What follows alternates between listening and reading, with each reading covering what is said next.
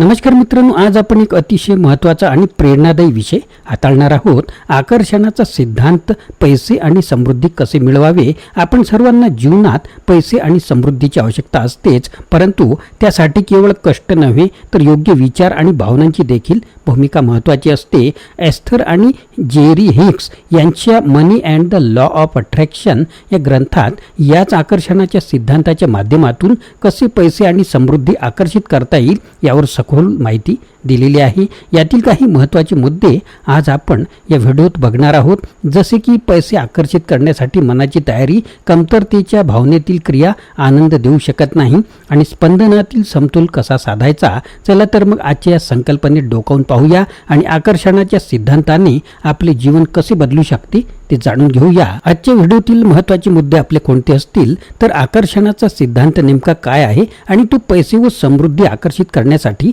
कसा उपयुक्त ठरतो. पैसे आकर्षित करण्यासाठी आपण आपल्या विचारांमध्ये आणि भावनांमध्ये कोणते बदल करायला हवेत.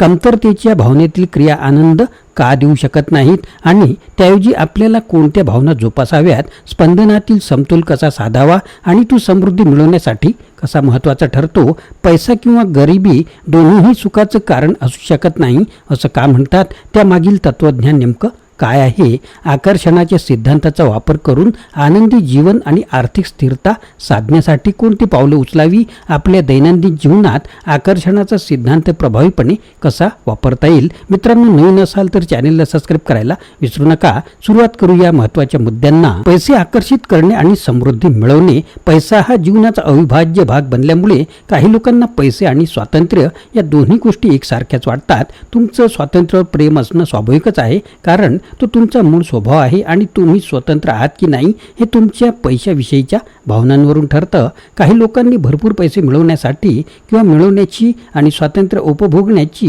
ही कला आत्मसात केलेली असते. जर तुमच्याकडे तुमच्या अपेक्षेपेक्षा कमी पैसे असतील तर तुम्हालाही ती कला शिकायला हवी. हे पुस्तक लिहिण्यामागचा लेखकांचा मूळ उद्देश हाच आहे की याद्वारे तुम्हाला जीवनामध्ये पैसे आणि समृद्धी मिळवण्याचे सिद्धांत समजावेत आणि तुमच्या भोवतालच्या लोकांमध्ये पैसे कमवण्याची अनन्यसाधारण क्षमता निर्माण व्हावी. तुम्ही आताच पैसे कमवायला सुरुवात केली असेल किंवा तुम्ही कित्येक वर्षापासून पैसे कमवण्यासाठी धडपड करत असाल, या दोन्ही परिस्थितीमध्येही हे तंत्र तुमच्या उपयोगात येतील. आम्ही तुम्हाला अत्यंत सोप्या पद्धतीने आणि सहजतेने वापरता येतील अशा प्रकारे हे सिद्धांत इथे सांगणार आहोत. तसेच या सिद्धांताद्वारे तुम्हाला तुमच्या आतमधील ऊर्जेचा स्रोत वापरण्याची किमयासुद्धा सांगणार आहोत. आता याचा अजून एक फायदा म्हणजे यासाठी जास्त वेळ किंवा शारीरिक कष्टही लागत नसतात. या प्रकारामध्ये आपण कृतीपेक्षा विचारांवर काम करणार आहोत. तुमचे पैशाविषयीचे विचार कसे आहेत आणि त्याचा तुमच्या आयुष्यामध्ये पैसे आणि समृद्धी आणण्यासाठी कशा प्रकारे प्रभाव पडतो याविषयी आपण समजून घेणार आहोत. एकदा तुम्हाला या दोन्हीमधील संबंध कळला की तुम्हीही त्या विचाराविषयी जागृत होता आणि एकदा तुम्ही जागरूकतेने योग्य प्रकारे विचार करायला लागला की आपोआपच तुमची परिस्थिती बदलते, ज्याच्या आधारे तुम्ही कमीत कमी श्रमात आणि कमीत कमी वेळेत आर्थिकदृष्ट्या प्रबळ होऊ शकता. तर आपण सुरुवात करूया एका सर्वसामान्य आणि वैश्विक नियमाने. हा नियम असं सांगतो की तुम्ही ज्या गोष्टीविषयी विचार करता त्या गोष्टी तुम्हाला मिळतात. जेव्हा आम्ही याविषयी चर्चा करतो तेव्हा लोक आम्हाला म्हणतात की हा सिद्धांत आम्हाला काही पटत नाही, कारण आम्हाला जेवढं आठवतंय आम्ही कायम पैशाचा विचार करत असतो, पण तरीही आमच्या आयुष्यात कधीही भरपूर पैसे आले नाहीत. जेव्हा आम्ही त्यांना सांगत असतो जर तुम्हाला तुमची आर्थिक परिस्थिती सुधारायची असेल तर तुम्हाला पैशांविषयीचं एक महत्त्वाचं तत्त्व समजून घ्यावं लागेल. ते म्हणजे पैशाच्या विषयामध्येही दोन विषय आहेत. एक म्हणजे भरपूर मुबलक आणि स्वातंत्र्य देणारा आणि हवं ते मिळून देणारा पैसा, आणि दुसरं म्हणजे पैशाची चणचण, ओढाताण, निराशा आणि पैशाच्या अभावाचे परिणाम. जेव्हा लोक असं म्हणतात की आम्हाला खूप पैसे पाहिजेत तेव्हा त्यांना असं वाटत असतं की ती पैशाविषयी बोलत आहेत, पण त्या वेळेला जर त्यांच्या आतमध्ये भीतीची आणि असुविधेची भावना असेल तर याचा अर्थ ते पैशाविषयी बोलत नसून ते खरं तर पैशाच्या कमतरतेविषयी बोलत असतात.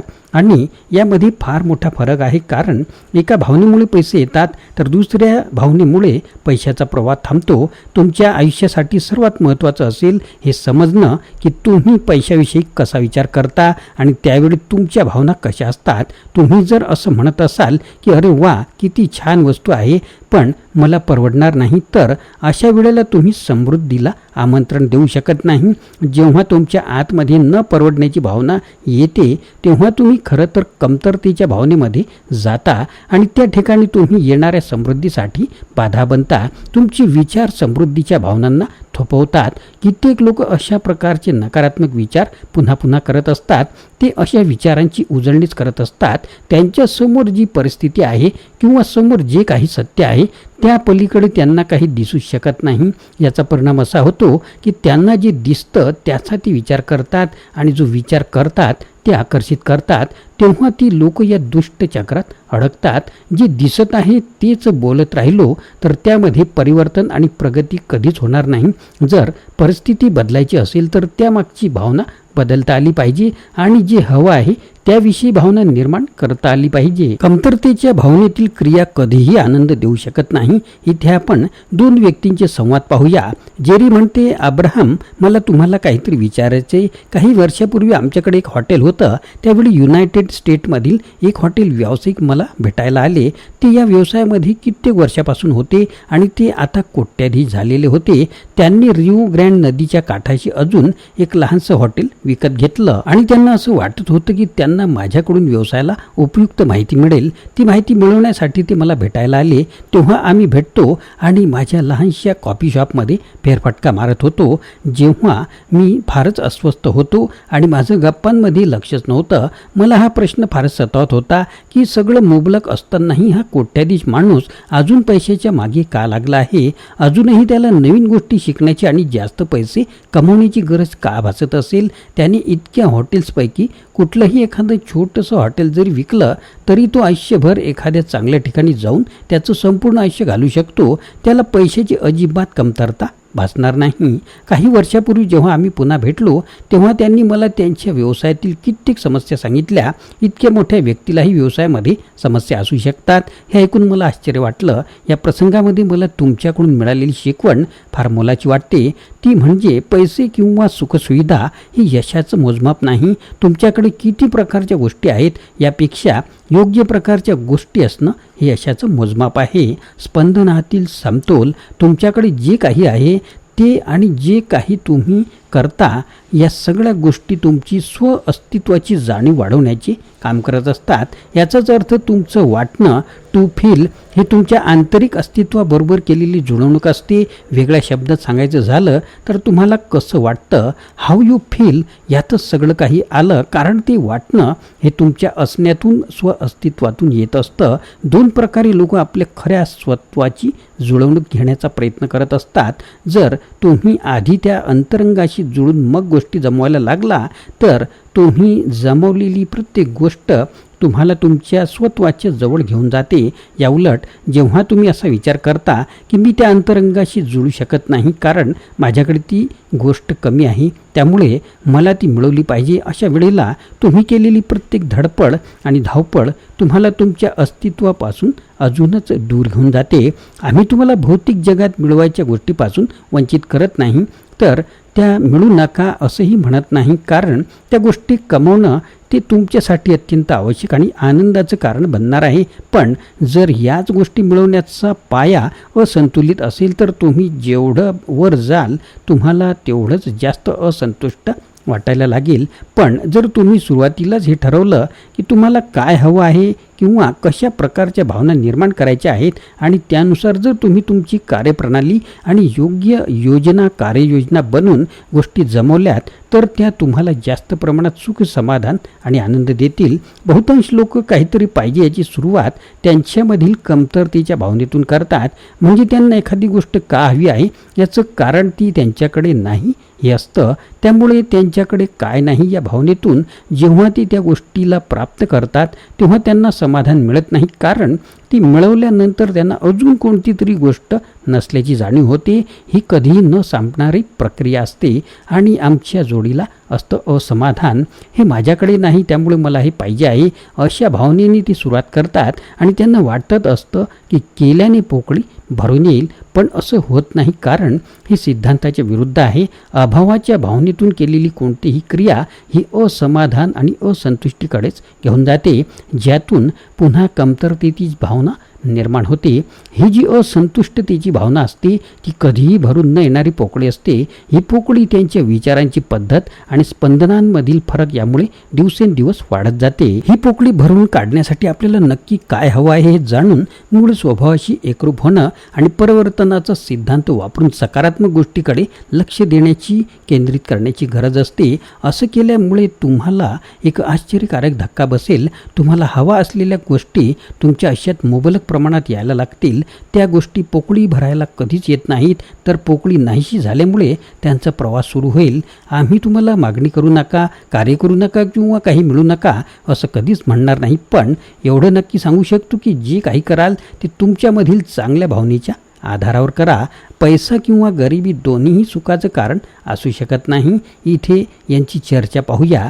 जेरी म्हणते, अब्राम मला तुम्हाला अजून एक गोष्ट विचारायची आहे. असं म्हणतात की पैसा आनंदाचं कारण असू शकत नाही, पण पैसा नसल्याने तरी कुठे आनंद मिळतो. मग जर पैसा आनंदाचं कारण नसेल पण काहीतरी मिळवण्याने आपल्याला आनंद मिळत असेल तर याचा अर्थ काहीतरी मिळवणं हे आनंदाचं कारण होऊ शकतं का?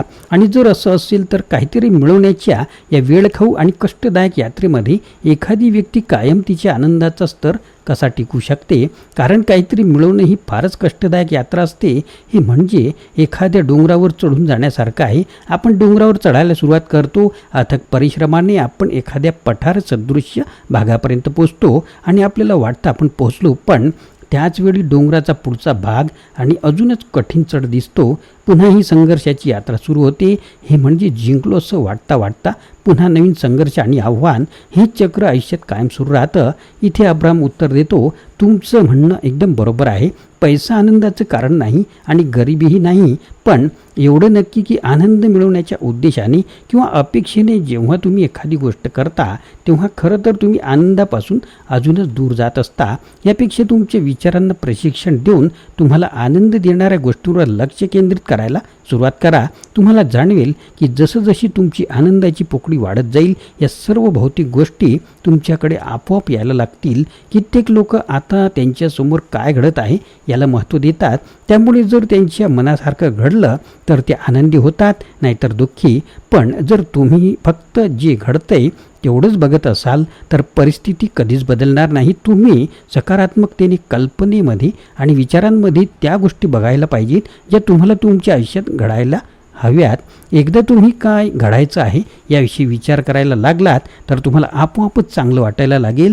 तुम्ही ज्या त्रासाविषयी किंवा संघर्षाविषयी सांगत आहात त्याचं मूळ कारण वेगळं आहे. याचं कारण आहे तुमची तुलनात्मक वृत्ती. तुम्ही आता कुठे आहात आणि तुम्हाला कुठे पोहोचायचं आहे यामधील दरी म्हणजे हा संघर्ष. तुम्ही जेव्हा वारंवार याचा आढावा घेत राहता तेव्हा तुम्हाला तो संघर्ष जाणवत राहतो. यापेक्षा जर तुम्ही तुमच्या भावनांना महत्त्व दिलं तर तुम्हाला तिथे पोहोचल्यावर चांगलं वाटेलच, पण हा प्रवासही तुम्हाला आनंद देईल आणि आनंद देऊनच जाईल. आकर्षणाचा सिद्धांत हेच सांगतो, संघर्षाचे विचार किंवा ती भावना तुम्हाला आनंद आणि ध्येयप्राप्ती मिळून देणार नाही. सिद्धांत असं सांगतो की मी तिथे पोहोचल्यावर आनंदी होईल. ही विचारसरणी चुकीची आहे. मी जर आनंदी राहिलो तर तिथे पोहोचेन ही योग्य विचारधारा आहे. या विचारांद्वारे तुम्ही तिथे नक्की पोहोचाल. आनंदी निर्माण करता व्हा. जेव्हा तुम्ही अशा प्रकारे सारखं कुठे पोहोचायचं आहे याविषयी विचार करता तेव्हा तुम्ही ते अंतर दुप्पट करता. या विचारसरणीमुळे तुमच्या विकासाचा वेग मंदावतो. तुमची निर्माण करण्याची शक्ती नाहीशी होते. तुम्ही तुमच्या क्षमतेलाच अडचण निर्माण करता. जेव्हा तुम्ही सकारात्मकतेकडे तुमचे विचार केंद्रित करता तेव्हा त्या गोष्टी तुमच्याकडे जलद गतीने आकर्षित होतात. तुम्ही हव्या त्या गोष्टी निर्माण करायची क्षमता ठेवता. मूर्तिकार जेव्हा मूर्ती घडवत असतो तेव्हा मूर्ती झाल्यावरच त्याला आनंद होतो असं समजणं चुकीचं आहे. खरं तर तो मूर्ती घडवण्याच्या या प्रक्रियेचाच आनंद घेत असतो. त्याला या प्रत्येक कृतीमध्ये आनंद येत असल्याने तो खरा निर्माण बनतो आणि खरा निर्माता बनतो. आपणही आपल्या आयुष्यात ध्येयावर पोहोचल्यावर आनंदी होण्याबरोबर प्रवासातही आनंद घेण्याची कला शिकली पाहिजे. आपण लोकांना असं म्हणताना ऐकतो की एकदा संकट यायला लागली की एका मागोमाग एक येत राहतात आणि आनंदाचा प्रवास सुरू झाला की त्याचाही ओघ असा सुरू राहतो. याचं कारण आहे आकर्षणाचा नियम. तुम्ही आनंदात असता तेव्हा त्या भावनेनं तुम्ही तशाच अजून भावनांना आकर्षित करता. हीच गोष्ट दुःखाच्या बाबतीतही लागू होते. खूप वेळा लोक आम्हाला म्हणतात की त्यांना अजून भरपूर पैसे हवेत, त्यांना त्यांच्या पैशाविषयीच्या भावना विचारल्यावर ते असे म्हणतात की त्यांच्या पैशाविषयीच्या भावना तर खूपच चांगल्या आहेत, पण जेव्हा आम्ही त्यांना अजून खोलात जाऊन विचारतो की तुम्हाला तुमची बिलं भरताना कसं वाटतं, तेव्हा मात्र ते शांत होतात. म्हणजेच वरवर सकारात्मक वाटणारी ही लोकही पैशाच्या बाबतीत नकारात्मक भावना ठेवून असतात. ही लोक समृद्धीऐवजी अभावाच्या भावनेमध्ये असतात. ते भरपूर पाहिजे या भावनेपेक्षा माझ्याकडे भरपूर नाही या भावनेमध्ये जगत असतात. तर मित्रांनो, या आकर्षणाच्या सिद्धांताने आपण पैसे आणि समृद्धी सहज आकर्षित करू शकतो याचे महत्त्व आपण इथे जाणून घेतले. एस्तर आणि हेरी हिक्स यांनी स्पष्ट केलेले हे तत्व आपल्याला सांगते की पैसा किंवा गरिबी दोन्ही सुखाचं कारण नाहीत, तर आपण आपले विचारांच्या आणि भावनांच्या स्पंदनावर काम करून खरा आनंद प्राप्त करू शकतो. कमतरतेच्या भावनेतून केल्या जाणाऱ्या कोणत्याही क्रिया आपल्याला समाधान देऊ शकत नाहीत. त्यामुळे सकारात्मकतेत राहून स्पंदनांचा समतोल साधणे गरजेचे आहे. आता प्रश्न असा आहे की तुम्ही या आकर्षणाचा सिद्धांताचा उपयोग करून तुमच्या जीवनात समृद्धी कशी आणणार? आनंदी आणि समृद्ध जीवनासाठी या सिद्धांताचा नियमित सराव करा आणि यशस्वी होण्यासाठी सज्ज व्हा. आजचा व्हिडिओ तुम्हाला उपयुक्त वाटला असेल तर नक्की शेअर करा आणि लाईक करा. असेच प्रेरणादायी विचारांसाठी आमचे चॅनलला सबस्क्राईब करायला विसरू नका. धन्यवाद.